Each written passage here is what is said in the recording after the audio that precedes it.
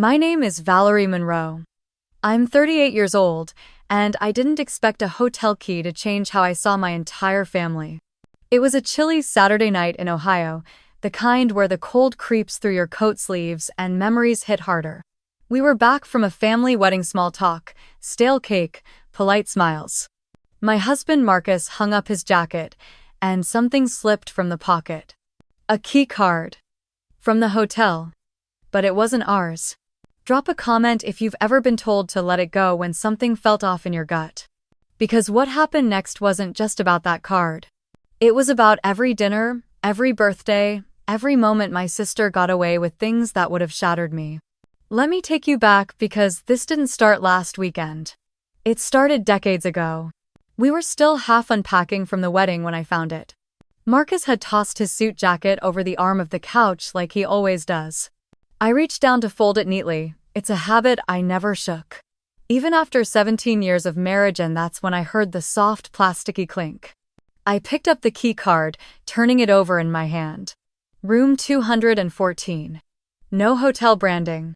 Just that generic beige color they all use now. My stomach dropped. We didn't stay at the hotel overnight, we lived 20 minutes from the venue.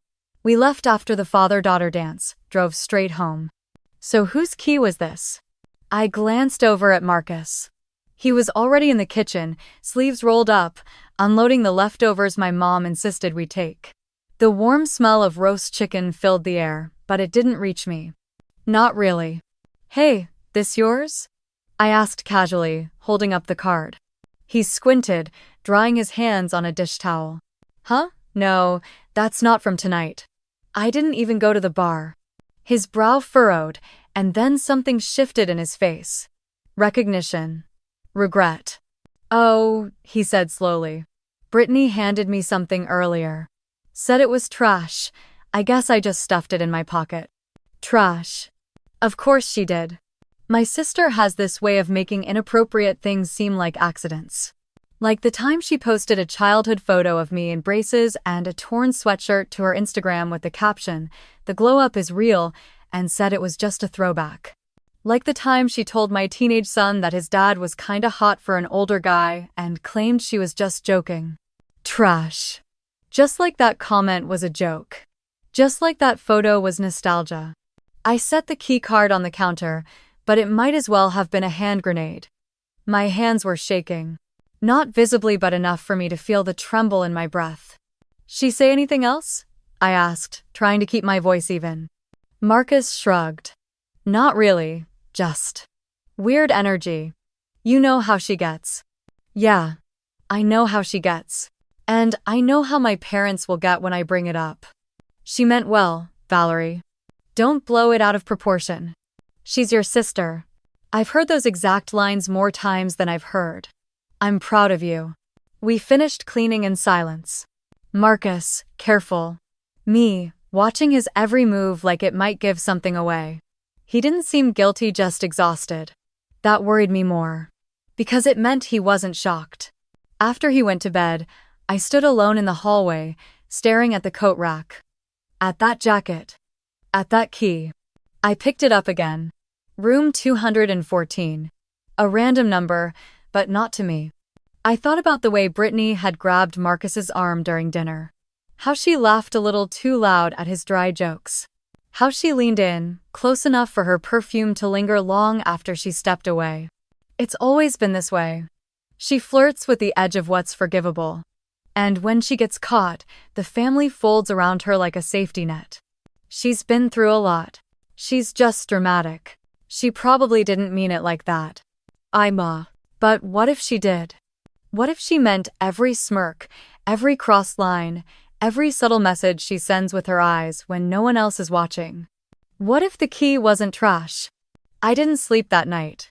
I lay next to Marcus, listening to the sound of his breathing, feeling like an intruder in my own bed. Not because I thought he cheated, but because I knew, without a doubt, that if I brought this up to my family, I'd be the one who got accused of making things awkward. That key card sat on my nightstand for days. I couldn't throw it away. It wasn't about the room. It was about the invitation. The kind only someone like Brittany would think she could get away with. Let me know if you've ever been blamed for noticing something everyone else pretends not to see. Because that night, that was the moment I stopped pretending. But not the moment I stopped caring. Not yet. Not even close. I didn't throw the key away. For days, it sat there on the nightstand beside my phone charger and the lip balm I use every night out of habit. Not because I needed it, just because it was always there. Like the silence in my family. Like the stories I never told. The key wasn't about sex. Or scandal. Or even Marcus, really. It was the same old game. Brittany making a move, and me being told not to overreact. Because she meant well. She always does. I could already hear my mom's voice if I brought it up. Oh, Valerie, don't be dramatic. Your sister has always been expressive. Expressive. That's what they called it when she poured nail polish into my hairdryer the day before my 8th grade graduation pictures. I smelled burning plastic before I felt it. They said she was acting out. She was 9. I was 12. I still remember sitting in the bathroom, holding a chunk of melted hair while my mom brushed out Brittany's curls and told her how beautiful she looked. That was the day I stopped asking for help. The morning after I found the key, I got a text from my mom. Just checking in. Brittany said she saw you last night and you seemed tense. Hope everything's okay. Love you. No mention of the wedding. Or the food. Or Marcus's speech. Just a subtle reminder that Brittany was concerned, and I should probably explain myself. I didn't respond. Instead, I opened the closet in the hallway, the one with the boxes I hadn't unpacked since our last move. I don't know what I was looking for. Maybe I thought I'd find proof that I mattered. That once, someone celebrated me. I pulled down a dusty bin labeled Val College Years. The tape had yellowed at the edges. Inside, I found a folder with crinkled programs from my undergrad commencement. A photo of me standing alone in a red cap and gown, smiling at the camera while my parents stood 10 feet away chatting with someone out of frame. And right underneath it a letter. Unopened. It was from the university, addressed to my parents. Dated the week before graduation. I peeled it open carefully. Inside was a formal invitation to the honors luncheon. Students graduating with distinction. A seat for each parent. They never came. I remember calling them that morning, asking if they'd be driving up. My mom said they were busy helping Brittany pack for her spring break trip to Fort Lauderdale. She's nervous, she told me. She's flying alone. I'd paid for college mostly on scholarships and a campus job at the student union. Brittany had dropped out of 2 colleges by then. My parents told everyone she was exploring her options. No. Meanwhile, I was exploring how to live on peanut butter sandwiches and keep my GPA high enough for financial aid. I sat on the floor of that hallway for a long time, holding that letter, staring at my own name in block print. Valérie Monroe. With honors. And no one came. The only person who celebrated with me that night was Trina, my roommate, who worked the night shift at the Walgreens near campus and brought home a single slice of chocolate cake in a styrofoam container. I remember how we lit a tea light on the nightstand and called it a candle. I remember thinking that maybe next time, my parents would show up. But they never did. Not for the awards. Not for my first job promotion. Not when I launched my adult education program at the college. They were always busy. Or tired. Or helping Brittany. I put the letter back in the folder. Saturday there in the quiet of my own hallway, and for the first time in years, I let myself really feel it. The grief. Not for what happened, but for what never did. For the applause I never heard. For the phone calls that never came. For the fact that I had built a life around trying to earn something that wasn't mine to begin with. Their validation. Their attention, their love. The real kind. Not the kind that came through obligation texts and check-ins that ended in guilt. When I finally stood up, I noticed something tucked inside the bin that hadn't been there before. A printed photo, slightly curled at the edges. Me and Brittany, Christmas morning, maybe 15 years ago. I was in a sweatshirt, holding a gift bag. She was front and center, in full makeup, wearing a new jacket, holding out a necklace to the camera. On the back, in my mom's handwriting, Brittany, Christmas 2009, she loved that necklace. I was in the photo too. Just not in the caption. Have you ever been in the picture, but never really in the frame? Because that's what it feels like to grow up second in a house with only 2 daughters. And now? Now I was starting to realize I wasn't imagining it. I never had been. But knowing the truth and living with it, those are 2 different battles. And I hadn't even begun to fight yet. The next morning, I walked into my office and exhaled like it was the only place I could breathe. The walls were beige, the desk was government-issued, and the fluorescent light overhead had been flickering for weeks. But in that tiny corner of the community college, surrounded by budget cuts and rusted filing cabinets, I felt like someone. Someone who made sense. Someone who mattered. I slipped off my coat and sat down, tapping the keyboard to wake the screen. 43 unread emails. But one subject line caught my eye. Women's Workforce Program, Leadership Inquiry. I clicked it. The email was from my department chair. She was proposing I take over the pilot program for women re-entering the job market after divorce, layoff, or raising kids. Me, lead. It wasn't a promotion. It didn't come with a raise. But it felt like something bigger. A vote of confidence. A door cracking open. I leaned back in my chair and looked around. The bulletin board beside my desk was covered in notes from students. Handwritten ones, stuck up with mismatched thumbtacks. Thank you for making me believe I wasn't too old to start over. I got the interview. I wore the blazer like you said. Couldn't have made it through FAFSA without you. Seriously, you're a superhero. I read those notes more often than I'd ever admit. On the days when the weight of invisibility got too heavy at home, I came here. Because in this space, people saw me. Not as Brittany's sister, not as the responsible one. Just me. That meant something. And for the first time in a while, it felt like it might mean enough. Later that night, I told Marcus about the program while we sat at the kitchen table, surrounded by paperwork, half-eaten pasta, and one flickering overhead bulb.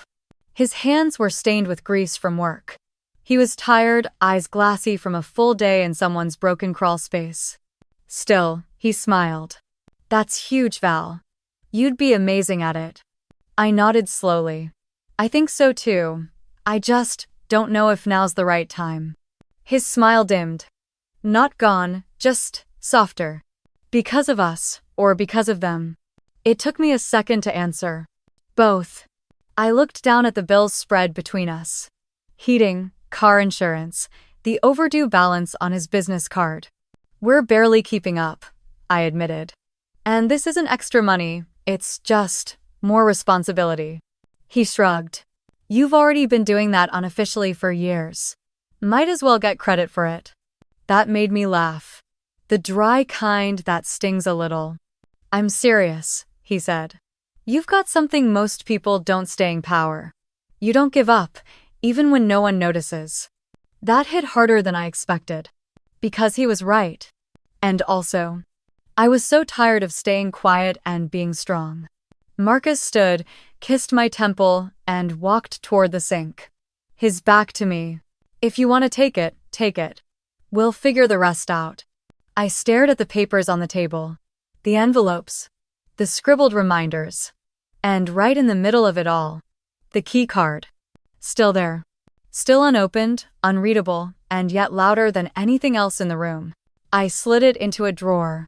Gently. Then opened my laptop. Replied to the email. I'm in. Tell me what you need. For a second, I sat there, waiting for the rush of guilt. The panic that always followed when I did something for myself. But it didn't come. Just silence. And a faint kind of calm I hadn't felt in years. I wasn't fixing anyone else's mess. I wasn't covering for Brittany. I wasn't smoothing over a family dinner. I was choosing myself. It didn't feel dramatic. It didn't even feel brave. It just felt overdue. Funny how a flickering light in a stuffy little office can feel brighter than all the polished chandeliers in my parents' house. Because sometimes, all you need is one space where you're not someone's afterthought. Just someone. Brittany's birthday dinner was held at a steakhouse that had just added prime rib Thursdays to its hand-painted window.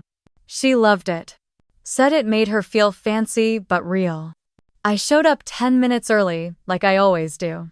With a gift I spent too long wrapping and a card I rewrote 3 times. I knew she wouldn't care about either. But I wasn't doing it for her. I was doing it for the part of me that still believed in showing up, even when nobody asked if I wanted to. The hostess led me to a long table in the back. My mom had already decorated it with a tiny gold banner and dollar store confetti.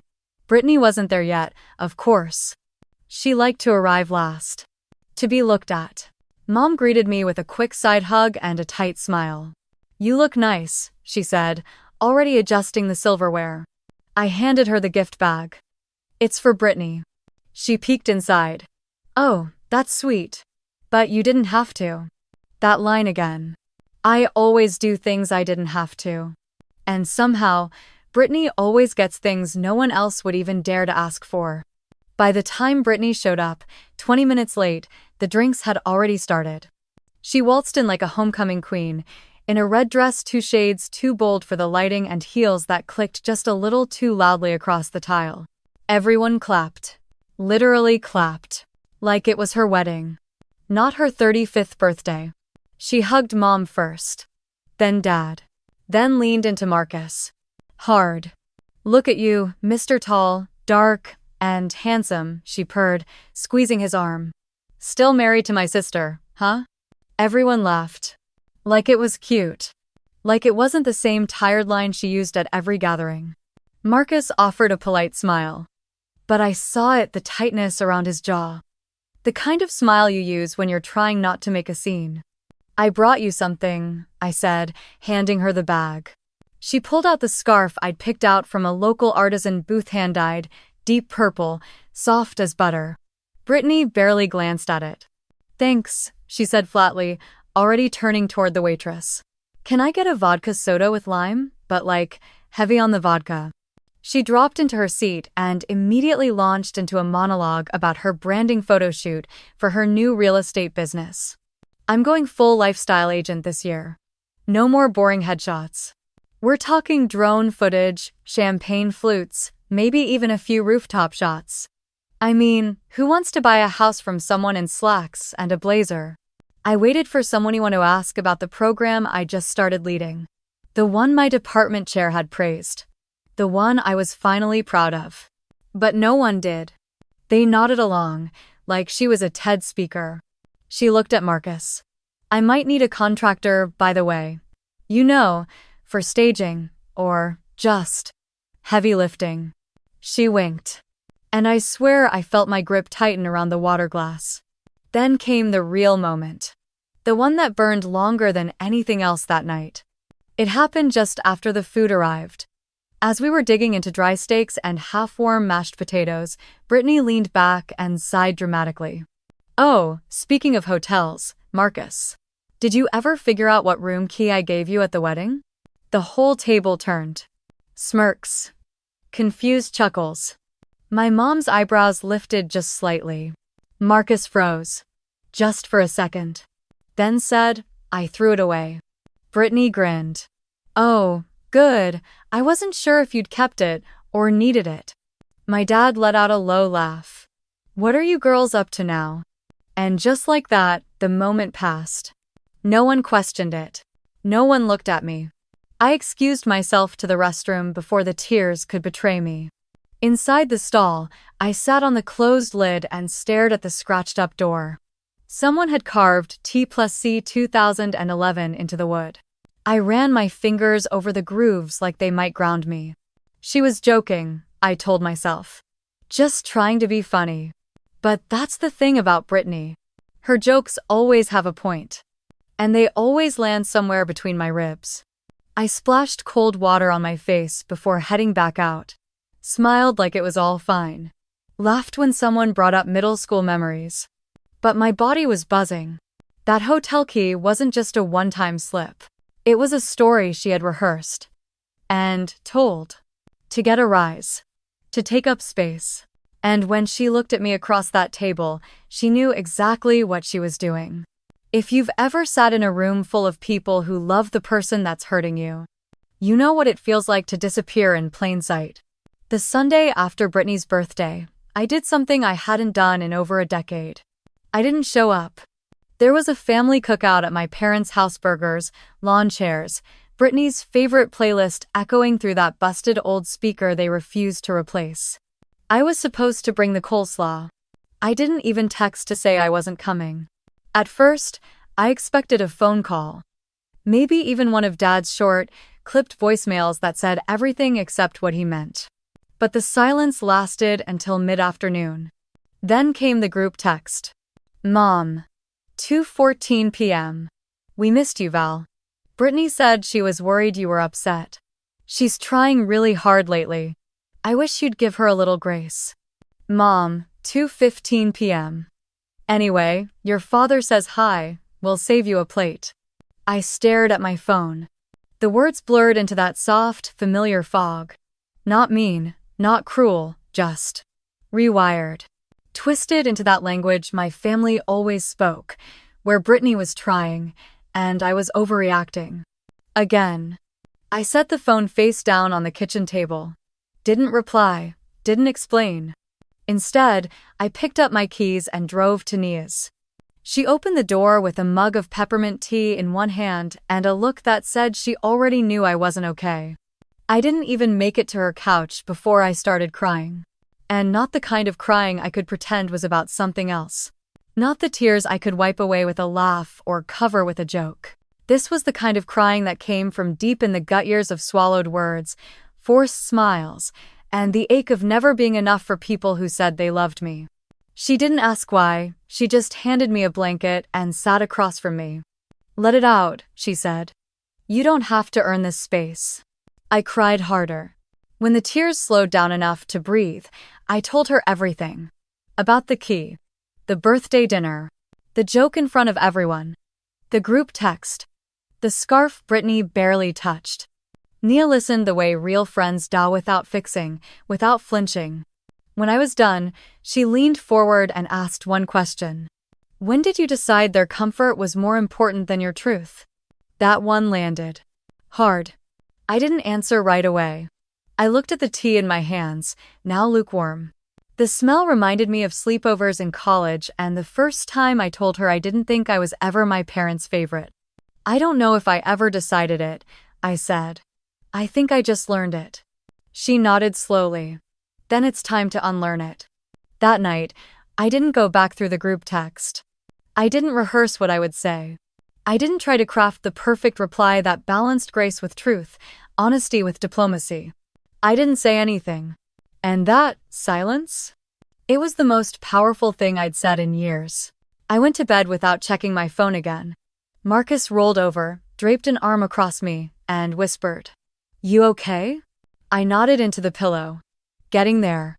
He kissed my shoulder and said nothing else. In the quiet, I thought about how many years I had spent trying to fix things that weren't mine to fix. Keeping the peace.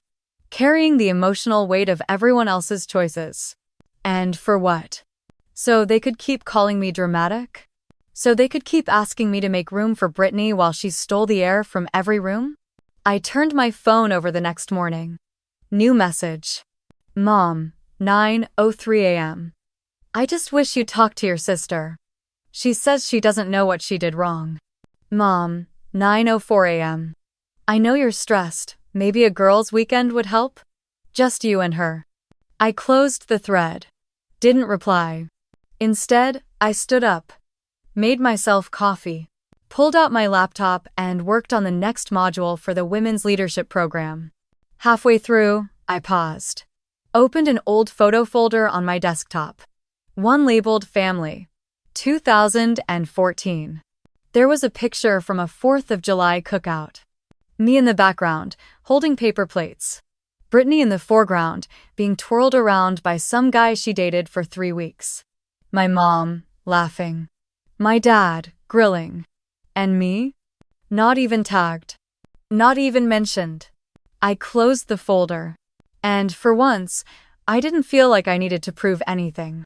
Sometimes, silence isn't the absence of love. It's the beginning of self-respect. And this time, I wasn't apologizing for needing peace. My mom texted on Thursday morning. Can you swing by this weekend? We need to clear some things out of the attic before the insulation crew comes. That was how she framed it. Like a chore. A shared task. Not a favor. Not a trap. And definitely not a test of whether I still belonged. I said yes before I could overthink it. Which is rare for me. Marcus offered to come. I told him not to. I needed to do this alone. The house looked the same as it always had. Vinyl siding, cracked walkway, faded Monroe family welcome mat that had lost its charm about 10 years ago. My dad was in the garage when I pulled up, reorganizing tools he never used. "Hey, kiddo," he said, barely glancing up. I used to love being called that. Now it just made me feel small. Inside, the house smelled like pine sol and nostalgia. Not the sweet kind, more like the stale scent of memories that never belonged to me. My mom was in the kitchen, slicing cucumbers into perfect rounds. She smiled. Upstairs. Left corner of the attic. Just those old boxes we haven't touched in years. I nodded and made my way up the stairs. The same creak on the fourth step. The same floral wallpaper peeling just a little at the seams. The attic was stuffy, even in early spring. Dust hung in the air like a ghost that hadn't moved on. I found the boxes shoved beneath a stack of old Christmas wreaths. 3 of them were labeled Brittany's college stuff, in bold black Sharpie. One was labeled Misk. That one was mine. Inside, I found an old bulletin board from high school. Pins still stuck in it. A faded schedule from my part-time job at the library. A dried-up corsage. A certificate of excellence in English folded in half. Then I found the scrapbook. It was made of construction paper and spiral binding. The cover said, "Monroe Girls in Glitter Glue." I remembered this. It was a project I started in middle school, something sweet to give our parents for their anniversary. I'd asked Brittany to help. She said she was too busy. So I did it myself. I flipped through the pages. First few were about our childhood pictures of birthday parties, a drawing I made of our family at the beach. Then there was a page titled, "Valerie's Wins." 3 newspaper clippings taped in. My spelling bee photo. My certificate for perfect attendance. A tiny picture from my first science fair ribbon. No comments. No stickers. No notes in the margins. Then the next page. Brittany's fun times. There were glitter hearts. Doodles. Inside jokes written in pink pen. A birthday message from my mom. "To my sweet girl, you light up every room you walk into." I flipped back to my page. It was silent. I felt it again. That tightening in the chest. Not rage. Not even sadness. Just that old, familiar hollowness. I put the scrapbook aside and kept digging. At the bottom of the box, under a pile of faded notebooks, was a wooden nameplate. Valerie painted in yellow, chipped at the corners. I remember when I made that. 6th grade woodshop. I gave it to my mom for her desk at work. She said she'd take it to school, but later told me it was too personal to display. Turns out she kept it. In a box. Under everything else. I ran my fingers over the grooves of the letters, then flipped it over. There was a faint black line drawn across the back. It looked like someone had tried to cross my name out, then thought better of it. Or maybe they just forgot to finish. I sat there in the attic, sweating through my t-shirt, surrounded by wreaths and boxes and the quiet ache of everything I never said. I hadn't come here looking for proof, but I found it anyway. If you've ever walked into a house full of furniture and framed memories and still felt like a visitor, you know what it's like to grieve something that never really existed. It started with a voicemail. Not from my mom. Not from Brittany. From my dad. Which, in itself, was rare enough to raise a flag. "Hey, your mom's got that old file box out. She says there's something in there you might want to look at. Something from the year you bought the Honda. Call her if you want it." Click. That was it. "No, how are you? No, love you, kiddo. Just a message about a car I hadn't driven in over 10 years. I didn't call back, but I did drive over. Because something in his tone felt off. Rushed. Not urgent, exactly, but unsure. My mom had already pulled the bin onto the dining room table. A faded Rubbermaid container, warped slightly at the edges. She waved me in like I was there to grab leftovers. There it is, she said, flipping a manila folder open. Figured you'd want the bill of sale. You always keep good records. That was the only compliment I'd get that day. I flipped through the folder. Sure enough, there was the paperwork from when I bought my first used car after college. I remembered the tan Honda with the cracked dash and broken AC. I remembered scraping together my own down payment. I remembered asking if they could co-sign. They said no. Said Brittany was in school at the time. That they couldn't afford to overextend. Fair enough, I told myself back then. I was grown. I figured it out. But as I flipped through the folder, a sheet of paper slid out from behind the stack. A check carbon. Faint blue ink. Dated 6 months later.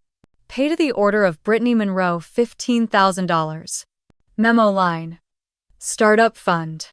I stared at it so long my mom finally glanced up. Oh, she said, too casually. That was for her wedding planning business. It didn't really take off, bless her heart. I said nothing. She kept going. She was in such a hard place then. You know how fragile she was after the breakup with Kyle. I still said nothing. My mom tapped the lid of the bin like the conversation was over.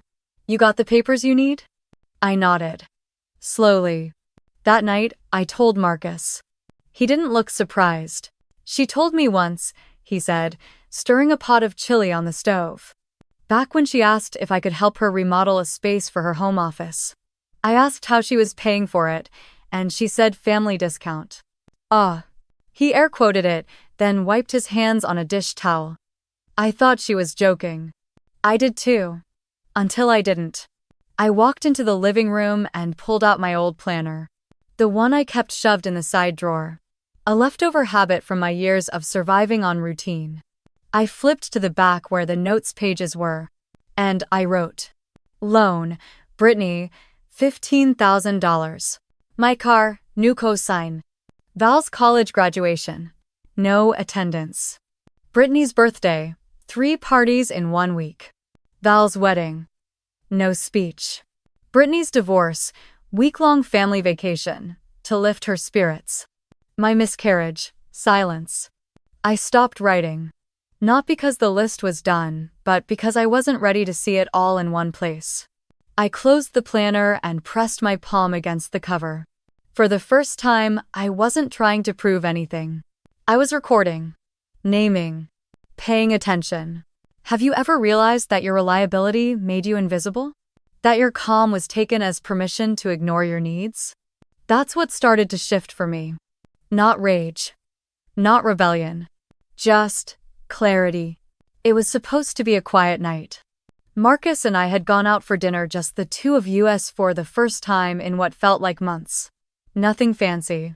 Just a cozy little Italian place tucked behind the hardware store on Main. We split a bottle of wine. Laughed about the time I burned lasagna trying to impress his mother. Talked about maybe finally fixing up the back patio this spring. For a little while, it felt like we were a normal couple with a normal life. No ghosts. No guilt. No Brittany. When we pulled into the driveway, the porch light was off. That was the first thing. Marcus flipped the switch inside the garage. Nothing.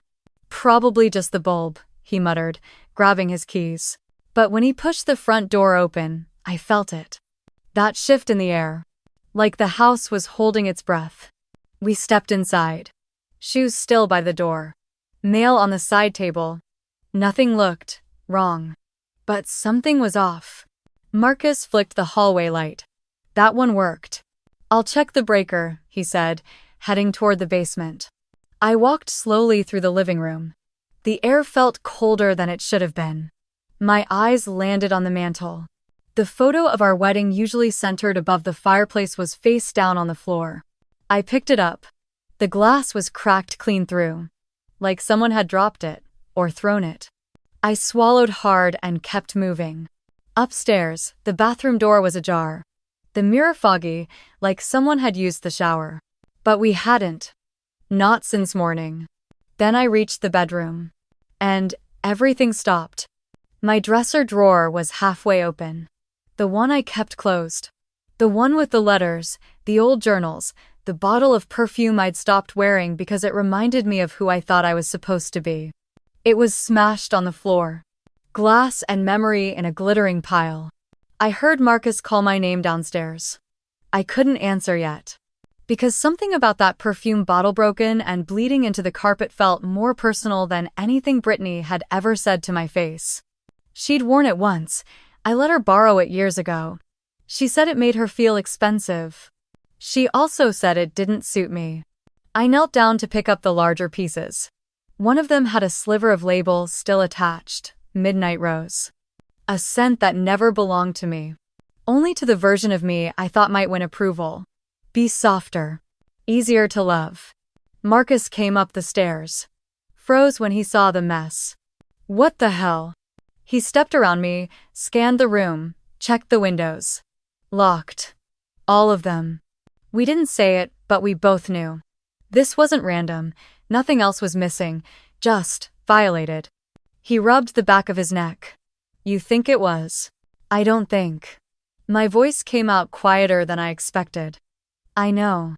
Marcus didn't argue. That meant more than I could say. We called the non-emergency line. Filed a report. The officer was polite but clearly unconvinced. No signs of forced entry, he said, jotting things down. No valuables stolen. Could have been someone you know. Could have. Definitely was. After he left, Marcus dug out the spare USB from our security cam, the one mounted over the garage. We'd never had a reason to check it before. The footage was glitchy. Poor lighting. But around 8:47 p.m., a figure walked up our driveway. Wearing a hoodie. Moving like she was allowed to be there.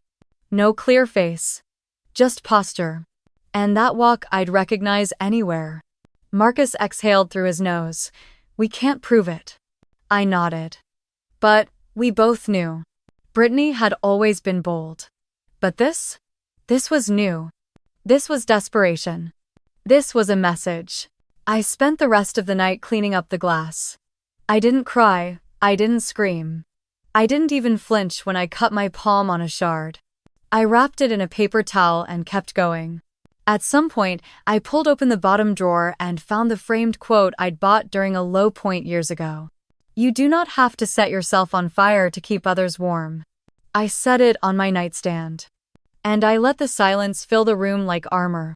Sometimes, the scariest part isn't knowing who did it. It's knowing no one will believe you until it's too late. The morning after the break-in, I opened my laptop and created a new folder on my desktop. I named it Truth. Simple. Quiet. Nothing dramatic. Inside, I dragged in the first screenshot, the photo of the broken perfume bottle I'd taken while cleaning up. Then the frame. The cam footage. Then the check copy from the $15,000 loan. Next came texts. The one where my mom told me Brittany was just trying her best. The one from Brittany joking about Marcus being too hot for HVAC. The group messages where I was guilted, dismissed, minimized. I wasn't collecting evidence to prosecute her.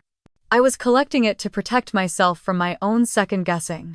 Because every time I tried to remember it all clearly, the fog would roll back in. The same fog I'd been trained to live inside. I needed facts. Not feelings. That afternoon, Nia came over with a box of peppermint tea and a manila folder. You remember Jessica Hart? She asked. He blinked. From Brittany's college dorm. Nia nodded. She reached out to me a couple months ago. Said she saw your sister's name pop up on one of those community watch threads. Didn't know if she should say anything, but... She slid the folder across the table. Inside were printed emails. Screenshots, statements, late rent notices, a note from the apartment manager, a forwarded email where Brittany had told someone Jessica was unstable after asking to split utilities fairly. She said Brittany trashed her credit and then told their friends she was having a breakdown. Nia said gently. Sound familiar? I didn't know whether to laugh or cry. Because yes, it did. Too familiar, too rehearsed. She's done this before, I whispered. Nia put a hand over mine. You are not crazy, and you're not the first. That evening, I sat with Marcus on the porch while the sun went down. He watched the sky while I scrolled through old group texts. I should have spoken up sooner, he said finally. There were moments I saw it. But I didn't know how to say anything without making it worse. I turned toward him. Like what? He hesitated. Then, last year, the day after your promotion, your mom called to tell you Brittany was feeling sensitive and needed space. You spent the whole week downplaying your win. I saw you shrink. My stomach twisted. I remembered that week. I'd felt so proud for one day. Just one. I thought about leaving, Marcus added, voice quiet now. Not because I didn't love you, but because I didn't know how to help you when you wouldn't let anyone say it out loud. I didn't respond right away. Just reached for his hand. I wasn't mad. I was tired. Tired of carrying the silence alone. Inside, I pulled out my old journal, the one I hadn't written in since before our son was born.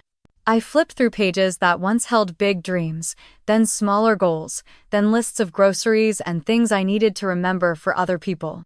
At the bottom of one page, in barely legible ink, I'd written, "She didn't mean to hurt me." I crossed it out. And below it, I wrote, "She meant to stay above me." Later that night, I emailed Jessica. Asked if she'd be willing to talk. Not for revenge, just clarity. She replied within the hour. She made me feel like I was the problem until I couldn't tell which way was up. You're not alone. If you ever need someone to say it out loud, I'm here. I stared at that message for a long time. Not because I doubted her, but because something inside me was finally starting to believe I wasn't imagining it either. This wasn't just family tension. This was a pattern. A practice strategy. And I wasn't playing defense anymore. Sometimes, the reckoning doesn't come with thunder. It starts with a folder. A name. And the decision to stop lying to yourself.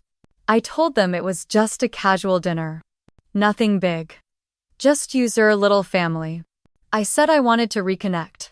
Clear the air, maybe finally move forward. Mom offered to host. Said she'd make her pot roast and set the table with the good dishes.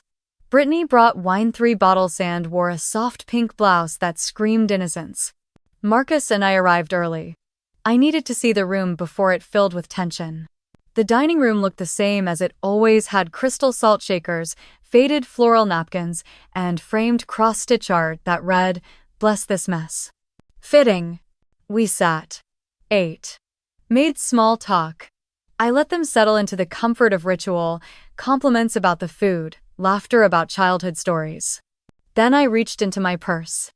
I brought something, I said, my voice calm. I placed a manila envelope on the table. Thick. Clipped shut. Heavy with proof. Brittany's smile faltered. "What's that?" she asked, too lightly. I opened it. Pulled out the first sheet. A screenshot of the keycard text thread she'd accidentally sent to Marcus, meant for someone else. Flirty, taunting, time-stamped hours before the wedding dinner. Then came the screenshot of the money transfer receipt for the office remodel she billed to our dad, labeled as therapeutic healing space. I laid them down one by one. Quiet. Measured. Photos from the break-in damage. A copy of the police report. Footage still blurry, yes, but recognizable in posture and timing. I ended with a printed email from Jessica Hart. "She's not the only one," I said softly. No one moved. Brittany let out a short, breathy laugh. "You've been collecting things?" She turned to Mom, eyes wide. "Are we really entertaining this? Valerie's going full detective over what? Some perfume?" Dad shifted in his chair. Mom looked like she might cry. Brittany leaned toward me. "You know, if you put this much energy into your marriage, maybe you wouldn't feel so hot's the word, displaced?" Marcus didn't flinch. He looked directly at her and said, "Don't." Just that one word. And it shut her up. I turned to my mom. You always told me to be the bigger person. To let it go, that she meant well. She opened her mouth. I held up my hand. I believed you. For a long time. I believed I was overreacting. That being quiet was noble. Hi. I looked Brittany straight in the eye. But this wasn't misunderstanding. This was intentional. You did this on purpose. To feel bigger. To stay on top. She rolled her eyes. You're unbelievable. No, I said, steady now. I'm done being invisible. My mom's voice cracked. Valerie. For once, I didn't shrink when she said my name. I pulled one final thing from my purse. The hotel keycard. I set it on the table like a relic. Brittany stared at it. Her face said everything I needed. It was never trash, I said. It was bait. No one spoke for several seconds. Then my dad, stoic, always neutral, pushed back from his chair. Not angry, not defensive. Just tired. I didn't know, he said. Quiet. Real. I should've. He looked at my mom, then at Brittany. We all let her take up the whole room. And we kept calling it love. That was the first time in my life he'd sided with me. Even gently. Brittany stood. I don't have to listen to this. A win? No, I said, meeting her gaze. You never did. But that doesn't mean it didn't happen. She grabbed her purse and stormed out. No one followed. My mom stared at her plate like it held the answers. It didn't. I stood, slid the envelope back into my bag, and turned to Marcus. Let's go. He nodded. I didn't slam the door on the way out. I didn't cry in the car. I didn't collapse when we got home. I just sat on the edge of the bed and breathed. Sometimes, truth doesn't need to roar. Sometimes it just needs to be laid gently on the table and left there, for whoever has the courage to look. The day after the dinner, the house was too quiet. Not uncomfortable quiet. Not the kind that buzzes with tension or dread. Just empty. Like something heavy had been dragged out and the floor still remembered where it used to sit. I woke up before Marcus. Made coffee. Saturday at the kitchen table and stared at the spot where the keycard used to be. It was gone now. I threw it away the night before. But my fingers still traced the shape of it in my mind. I kept expecting a text. A voicemail, a knock. Nothing came. That silence should have felt like freedom. But it didn't. Not at first. Because for most of my life, peace had come with conditions. Silence had been a punishment. A warning. The start of the next manipulation. Now, it was just silence. And it was louder than any of her jokes had ever been. I cleaned the house that morning. Not because it needed it, but because I needed movement. I vacuumed places no one sees. Washed every towel in the linen closet, rearranged the mugs. When Marcus finally got up, he found me scrubbing the inside of the fridge with vinegar and lemon. You okay? He asked, voice still thick with sleep. I paused. Let the sponge drip in the sink. I think so, I said. I don't know what that's supposed to feel like. He nodded. Came up behind me. Pressed his chin to my shoulder. You don't have to explain it. And for once, I didn't. Around noon, there was a knock at the door. I stiffened. It was our neighbor, Dana, holding a tiny pot of tulips and a folded dish towel. Just wanted to say, that dinner you had last night? Heard some of it from the porch, she said. You were brave. She handed me the flowers. I didn't know what to say. Then she leaned in. Also? She always parked in front of our mailbox. Drove me nuts. I laughed. Really laughed. The first real one in weeks. When she left, I set the tulips on the windowsill. The sunlight hit them just right. Bright. Ordinary. Alive. Later that evening, while folding laundry, I found something tucked in the back of my sock drawer. A bracelet. Thin, gold-toned. Brittany gave it to me 2 Christmases ago. She said it was just a little something. Told me it matched the necklace Mom gave her. I'd worn it once. It left a green ring around my wrist. I held it in my palm for a long time. Then I dropped it in the donation box by the door. That felt bigger than the dinner. Bigger than the police report. Because sometimes, it's not the big fights that shift you. It's the quiet decision to no longer carry things that weren't meant for you. That night, I lit a candle in the bedroom. The one I always saved for when guests come over. No guests were coming. Just me. I opened the window. Let the air move through the room. And for the first time, I didn't feel the need to look over my shoulder. I didn't feel her in the shadows. I didn't feel the weight of what ifs and maybes and what will they think. I just felt mine. Sometimes the loudest noise in your life is the one that's finally gone. And in that silence, something new begins to grow. 2 weeks later, I stood in front of my childhood home. Not for a holiday. Not for a favor. Just to see it one last time. The house looked smaller now. Like it had shrunk without the weight of all I used to carry inside it. The same wind chimes by the porch. The same cracked step. A garden my mom still trimmed with surgical precision. I didn't knock. I didn't go inside. I just stood at the curb with my hands in my pockets and let the stillness wash over me. Behind me, the sun was starting to set. That golden kind of light that makes everything feel softer than it really is. My phone buzzed in my pocket. I didn't need to look. I already knew who it was. I let it ring. Instead, I opened my tote bag and pulled out a new notebook. Hardcover. Blank pages. No labels. And on the first one, I wrote, "This chapter starts with me." Back home, Marcus had made dinner. Nothing fancy, grilled cheese and tomato soup. But the way he placed the bowl in front of me, like it mattered, it did. Afterward, I sat in my office. The room I used to use just to keep paperwork in order. I'd never claimed it before. Never decorated it. Never treated it like mine. Until now. I rearranged the books. Hung the framed quote on the wall. "You do not have to set yourself on fire to keep others warm." And then I opened my email. There was a message from my department chair. "Val, the state grant came through. Would you consider leading the full initiative next year? We want to name the program after someone who understands what it means to rebuild." I didn't cry. I didn't doubt. I just typed one word. Yes. Later that night, I found myself looking through an old shoebox tucked in the closet. Not to dwell. Just to witness.